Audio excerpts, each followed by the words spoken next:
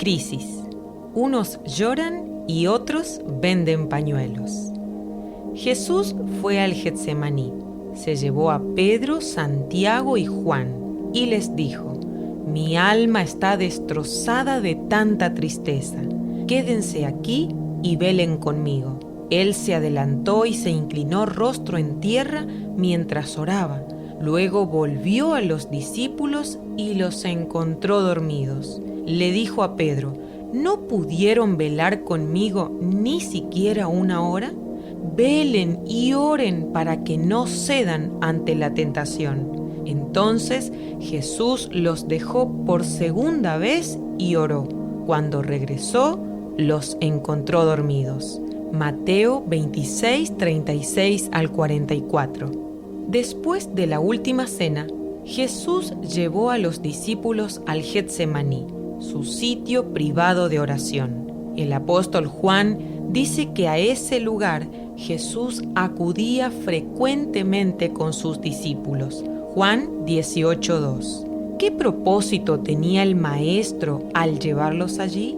¿Preparar la agenda de trabajo? ¿Programar las conferencias semanales? ¿Elaborar estrategias de discipulado y crecimiento de la incipiente iglesia? Resulta dudoso pensar de esa manera, pues cuando Jesús murió, los discípulos no tenían idea de cómo hacer el trabajo. Lo más probable es que se reuniera con ellos solo para orar. ¡Qué privilegio estar con Jesús en su carpa del encuentro! Aquí yace una lección para todos aquellos que sirven a Dios en el discipulado y formación de nuevos líderes.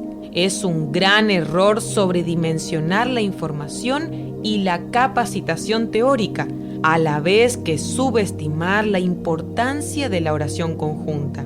¿Has invitado a tu familia a tu lugar secreto de oración? ¿Conocen tus amigos el sitio donde te encuentras con Dios? ¿Compartes tiempo de oración con tus discípulos? ¿Programas reuniones solo para orar? Jesús formó a sus líderes pasando mucho tiempo de oración con ellos y nosotros deberíamos seguir su ejemplo. Jesús afirmó que la forma más segura para enfrentar la tentación es la vigilia y la oración. Velen y oren para que no cedan ante la tentación. Mateo 26:41. La cercanía con Dios te mantiene alejado del pecado, pero la tentación tiene enormes posibilidades con la persona que descuida su vida de oración. La gente filosofa acerca de las razones por las que una persona dotada de grandes talentos espirituales ha caído en desobediencia o ha pecado de manera grosera. Le echan la culpa al estrés, al pasado, al excesivo trabajo, al gobierno o incluso a la iglesia. Sin embargo, la única razón es el descuido en la relación con Dios. La comunión con Dios te otorga el poder para vencer cualquier tentación. Entiéndase bien, la madurez espiritual no te hace inmune a la tentación, sino que te da el poder para enfrentarla. ¿No fue la oración el recurso utilizado por Jesús para afrontar con éxito la tentación? Pero entendiendo Jesús que iban a venir para apoderarse de él y hacerle rey, volvió a retirarse al monte él solo. Juan 6:15. La palabra volvió da a entender que había estado antes. El monte era el lugar frecuentado por Jesús y sigue siendo el lugar donde encontraremos las fuerzas necesarias para enfrentar las tentaciones de la vida. ¿Has hallado tu monte de oración? Tu vida, tu testimonio y el poder para servir al Señor dependen de lo que allí suceda. Otra disciplina olvidada, las vigilias. Hemos descuidado la disciplina espiritual de la vigilia. La palabra velar puede traducirse como permanecer despierto, vigilante, alerta. Jesús dijo: quédense aquí y velen conmigo. Mateo 26:38. Ustedes deben estar siempre alerta. Mateo 25:13. Manténganse despiertos. Mateo 24:42. Qué bien les irá a esos siervos a quienes el patrón encuentra despiertos y listos cuando él regrese a casa. Lucas 12:37. Manténganse en guardia, pues no saben cuándo regresará el amo de la casa, que no los encuentre dormidos. Manténganse despiertos esperándolo a él. Marcos 13:33 al 37. Pablo también nos ordenó vigilar. Manténganse siempre en estado de alerta, confiando en Cristo. 1 Corintios 16:13. Renuncien incluso al sueño si es preciso y oren con insistencia. Efesios 6:18. Entréguense a la oración con espíritu vigilante. Colosenses 4:2. Jesús prometió una bendición especial para aquellos que vigilan.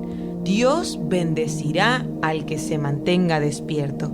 Apocalipsis 16:15. En el pasaje de Mateo 26, Jesús les había pedido a sus discípulos velar y orar para no ceder a la tentación. ¿A qué tentación se refería? A la de negarlo. Los discípulos descuidaron su vida de oración y sucumbieron a la tentación de abandonar al Señor. Quizás alguien diga, yo no he negado a Jesús, pero no debería estar tan seguro. No compartir la fe en la universidad, el colegio, la calle o el trabajo es negar a Jesús. Sin darnos cuenta, colaboramos con los propósitos del diablo al callarnos y encerrar las buenas noticias entre las 4 paredes del templo. No predicar a Cristo implica avergonzarse de Él, y es en definitiva lo mismo que negarlo. El diablo no se molesta cuando profesamos nuestra fe de puertas hacia adentro, pero se brota cuando salimos a la calle y nos convertimos en mensajeros del amor de Dios. Estaban sumamente molestos porque Pedro y Juan enseñaban a la gente. Hechos 4:2. Comparte el Evangelio con tus familiares y amigos cercanos. Háblales a tus compañeros de trabajo lo que Cristo hizo en tu vida. El precio por hacerlo no será tan alto como el precio que pagaron aquellos primeros cristianos. A lo sumo, algunas burlitas, un dedo para abajo en las redes sociales o un no me gusta en el Face. Y eso es todo. Quizás sufras persecución mediática o seas denostado públicamente, pero solo por un ratito. Nada que comprometa tu integridad física ni la de tu familia. Y sin embargo, nos avergonzamos de nuestro Señor, negándole la posibilidad de ser conocido en el mundo. Jesús dijo, todo aquel que me reconozca en público aquí en la tierra, también lo reconoceré delante de mi Padre en el cielo. Pero al que me niega aquí en la tierra, también lo negaré delante de mi Padre en el cielo. Mateo 10, 32 y 33. La estrategia del diablo para silenciarlos es la intimidación. Nos amenaza con que perdamos el trabajo o habrá una repulsa pública en nuestra contra. En una ciudad de Córdoba, un pastor fue declarado persona no grata por predicar toda la Biblia. Mientras no lo sea en el cielo, no hay de qué preocuparse. Una escuela cristiana fue denunciada ante el Ministerio de Educación porque en sus instalaciones se permitió una charla en contra de la ideología de género y fueron amenazados con perder el subsidio del gobierno. Quizás sea hora de dejar de depender de la provisión del Estado y comenzar a creer en la provisión de Dios. El Dios que les ordenó a levantar una escuela ¿no es capaz también de proveerles los fondos necesarios sin tener que comprometer sus convicciones? ¿De qué manera deberíamos enfrentar esta ola de persecución mediática?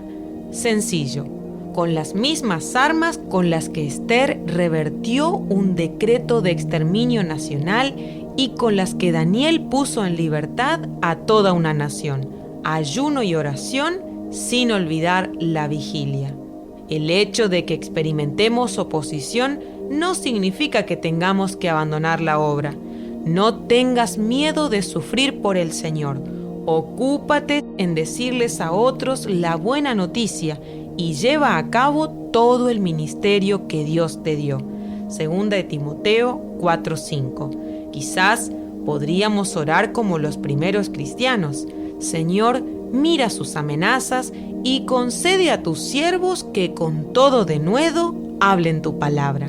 Hechos 4:29. Una reflexión final. Los discípulos que no velaron en oración terminaron negando a Jesús. Sus corazones fueron conquistados por la oscuridad y el temor. Es que el miedo siempre nos lleva a desconfiar de Dios. ¿Cómo hacemos para permanecer firmes en medio de un mundo tan convulsionado? Debemos mantenernos vigilantes en el lugar secreto. Frente a cualquier necesidad, podemos confiar en el Señor, porque el Señor no dejará que el justo pase hambre. Proverbios 10:3. Tú cuidas siempre de quienes te respetan. En tiempos de escasez, no los dejas morir de hambre. Salmo 33, 18 y 19. En tiempos difíciles serán prosperados. En épocas de hambre tendrán abundancia. Salmo 37, 19. Una vez fui joven, ahora soy anciano. Sin embargo, nunca he visto abandonado al justo ni a sus hijos mendigando pan. Salmo 37, 25. Ya no se preocupen por lo que van a comer o lo que van a beber, o por la ropa que se van a poner. Solo los que no conocen a Dios se preocupan por eso. Ustedes tienen como Padre a Dios y Él sabe lo que ustedes necesitan. Lo más importante es que reconozcan a Dios como único Rey y que hagan lo que Él les pide. Dios les dará a su tiempo todo lo que necesiten. Así que no se preocupen por lo que pasará mañana. Mateo 6, 31 al 34. Dios no pide que entendamos todo lo que sucede, sino que confiemos en Él. Dios nunca tiene un mal año, así que basta de discutir con Satanás y filosofar acerca de cuál será nuestro futuro. Ora más, vela más y confía más, y los temores se disiparán. Ten por seguro que en medio de tu peor momento, Dios puede liberar el mejor negocio, hacer que obtengas el mejor contrato o darte una idea creativa que genere nuevos recursos. Dios no tiene límites para bendecirte y tú no debes ponerle límites a Dios para ser bendecido.